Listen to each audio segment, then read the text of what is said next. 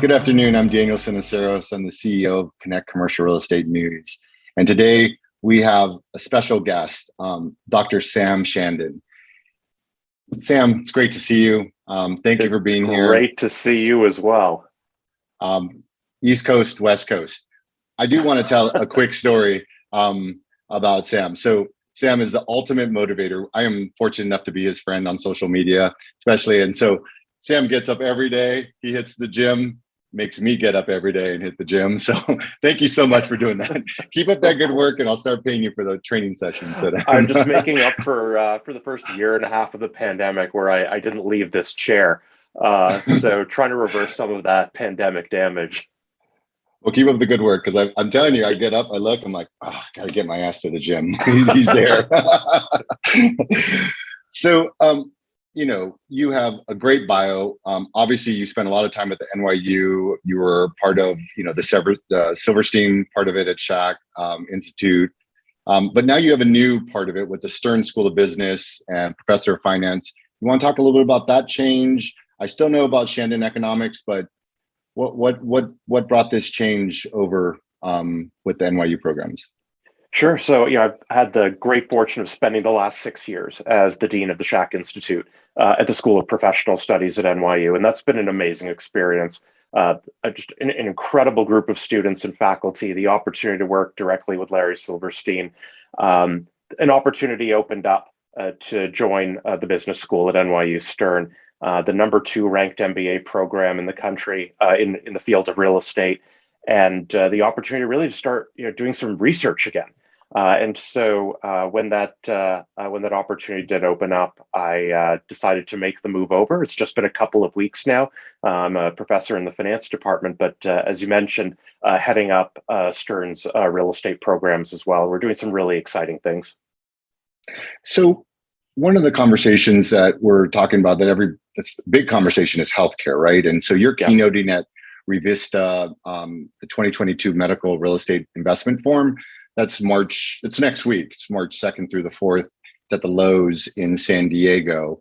So, a lot of our viewers, everybody thinks, healthcare and biotech, it's driving our industry right now, that it's the hot topic to go to outside of industrial, right? So we're always talking about that, but you really focus on research in urban epidemiology. What is that real estate implication for the outbreaks, preparing for them, and how is that affecting some of those, like I said, the biotech and the healthcare aspect of what we do in our industry?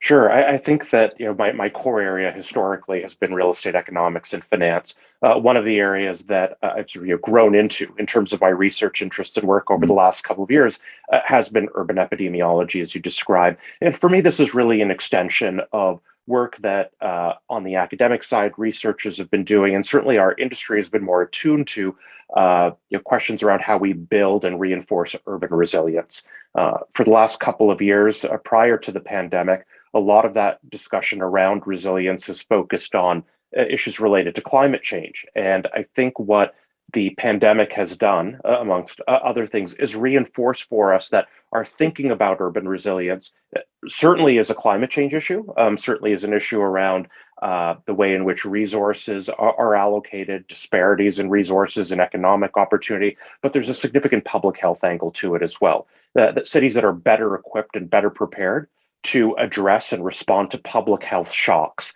whether they be a pandemic or something more benign, ultimately are going to be more competitive, and the real estate is going to be more valuable. Well, let's switch over to the finance side now then. Let's talk a little bit about interest rates. Fed's moving fast, moving slow, moving fast. We're not sure which way. They keep talking about it. Tell us a little bit about the effects of rising interest rates to the industry. Sure. I think the market, and we can see this in sort of options trading, the market clearly is aligned with the most recent messaging from the Fed and the FOMC with regard to the path of interest rate increases during 2022 and likely into 2023 as well. And this is really a response to what we're seeing with regard to inflation. And it is the first time since the global financial crisis that we've seen inflation rise to levels that are truly worrisome for the Federal Reserve. In fact, as we can see in the statistics, these are the highest levels of inflation that we've observed in really on a generational basis. And so while many economists, in the years after the financial crisis had been prognosticating this would be the year where interest rates would rise. And certainly in the early years after the GFC, I was one of those economists who was saying, we have to be prepared for it. There's a range of different paths and scenarios, some involving interest rates maintaining their low levels, some where interest rates would rise, but we need to ensure the resilience of our investment and lending portfolios to those rises in interest rates when they ultimately come. I think very few of us would have anticipated that so much time would pass before interest rates would begin to rise. And in this case, it really is a reaction to those inflationary pressures. What I would suggest here is that the inflation we're seeing in the market, reflects the convergence of a couple of different things. Certainly supply chain disruptions that are related to the pandemic, some of that being related to constraints on the availability of skilled labor. Some of it having to do with the way in which we consume. So during the pandemic, a shift in consumption away from services and in favor of goods. We've been buying more things because we haven't been able to have as many experiences when we've been, in many cases, stuck at home. That pressure is, we're seeing some relief in that side, but it is still a factor for us. And so across a broad range of items in the market, we're seeing price rises. Certainly this week, geopolitical instability is exerting upward pressure on energy prices as well. What I would add here as a final point, though, is that some of our own choices in government in terms of how we've responded to the pandemic, the economic shock that the pandemic has represented, have also fomented these inflationary pressures. And very, very broad interventions in providing support for consumers over the course of the last couple of years, irrespective of whether or not those consumers were negatively impacted by the pandemic. There are a lot of folks who may have received some kind of support in the form of a stimulus check, even if their job, their income was not otherwise impacted negatively. And so what that's allowed for is a larger number of discretionary spending dollars in the economy when you've got a lot more people out there, again, buying things, buying goods, and on the other side of it, some constraints on supply, whether it be because of labor, whether it be because of supply chain issues. Not too much of a surprise that we're seeing these persistent increases in prices now. It's interesting because you talk about what you talk about is it's a very pivotal time, especially with government and all the things that are happening overseas right now. What do you, when over the last 2 years, the pandemic in the U.S., we saw some winners and losers.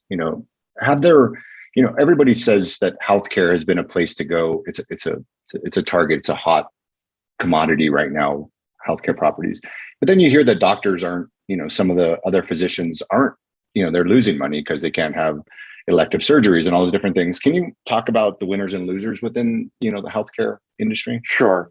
So I think in general, I tend to worry about sectors that are described as hot, because that implies that there may be some cyclicality to it. Something is in favor for a little while. There's a fad element to it. And so this idea of a hot sector, is something that, worries me a little bit. In the case of medical office buildings, I think we have a different situation. It's not so much that it's hot as it is that it has become increasingly an important component of the core real estate investment portfolio. And that is a process of maturing that has been supported by the increasing entry and participation of institutional capital and an increasing diversity of institutional capital sources, the REIT sector, but other sources of institutional capital as well. It also, I think, reflects the greater availability of information. From my perspective, and looking at how the real estate industry has evolved both in the United States and in other major global economies, both in Western Europe, Canada, Japan, Australia, but in the major emerging economies around the world.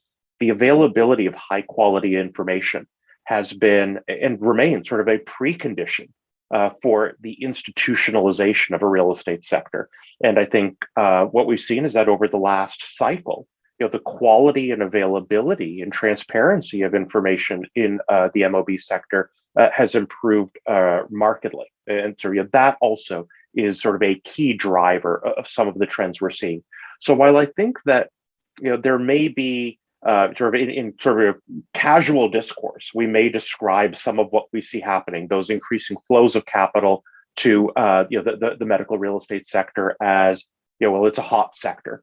Instead, I would characterize it as a sector that is increasingly institutional, where there are a larger number of an increasingly diverse number of institutional investors and lenders, and all of these parties supported by an increasingly high quality set of data points, allowing us to, again, make those investment and underwriting decisions. As I was reading your bio, I realized what an interesting lens you have. You have such a great scholastic economics lens. But at the same time, I realized, you're a fellow at the Royal Society of Public Health. You're a licensed DMT in New York State. Your interest in public health, I could see why Revista would want you as a keynote speaker, but, and then your deep understanding of economics with real estate, with the NYU tie-in. Tell us, like, when you match those all together and you have like that lens, what do you see? What's your outlook for the future for healthcare? But not only that, but just in fact for commercial real estate as a whole. Sure. I think that we're in a period of significant and very rapid change for commercial real estate overall, and for residential real estate. The pandemic has motivated changed expectations and sensibilities around the way in which we can derive value from space. And some of that is characterized or expresses itself as a conversation around, am I working from home? Am I going into the office? That remote work conversation, I think, has really dominated a lot of the dialogue around how real estate is impacted by the pandemic, but it's only one aspect of a much, much larger issue around what is the role of space in helping us to be productive economic agents. And as part of that, there is the residential office question. There's how we engage with one another. There's a larger demographic issue as well. We're an aging population. We are one that increasingly values investment in health and well-being, and that means in a lot of cases the need to and the placing sort of increasing importance and value on the spaces that facilitate better health outcomes for our population.